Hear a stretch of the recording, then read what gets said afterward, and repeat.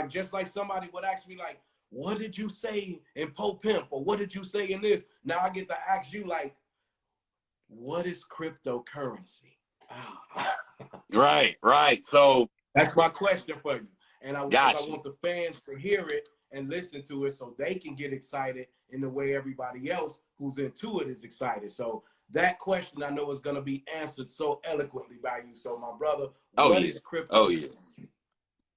So when people get into the space, that's the main one. That's the go-to. That's the money question, right? Like, what is cryptocurrency? How does this stuff work, and how do I use it?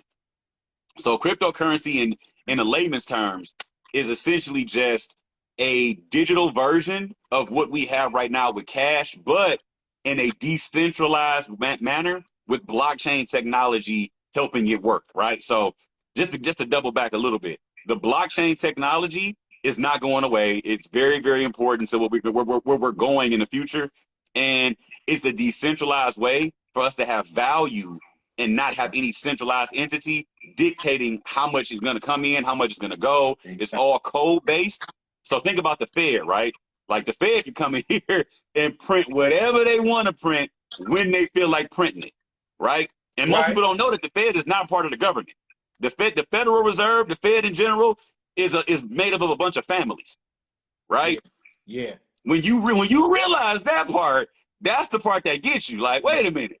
Okay. The government is borrowing money from families. Like, welcome to reality, right? and they do whatever they want to do. There's no real checks and balances for them. They can print as much as they want to and ship it out wherever they want to send it to, right? So when we think about blockchain, something like Bitcoin in general, right? Bitcoin is only going to ever have 21 million, right? There's never going to be more than 21 million Bitcoin ever created, right? And Bitcoin is so lit the way it's coded. Every 4 years, there's less Bitcoin flowing out into the system, right? So it's a deflationary mechanism. It ain't like, the dollar where they just print. Bitcoin is saying, we're going to pull back a little bit. It's a little less coming out right now. So now think about demand, right? Like, with simple supply and demand, right? Everybody in here don't watch Baby Boy at one point or another. Supply and demand, Jody, commerce, right? So when you understand that, we got supply and demand going on with Bitcoin. If there's any sort of demand for it, but the supply is shrinking, it has no choice but to be more expensive over and over and over, right? So every 4 years, Bitcoin is so crazy. If there's any demand, it's coded to go higher, basically. Right? And then and like I said, like, just having something that doesn't have any kind of mechanism attached to it where one entity can control it, that was the power play for me.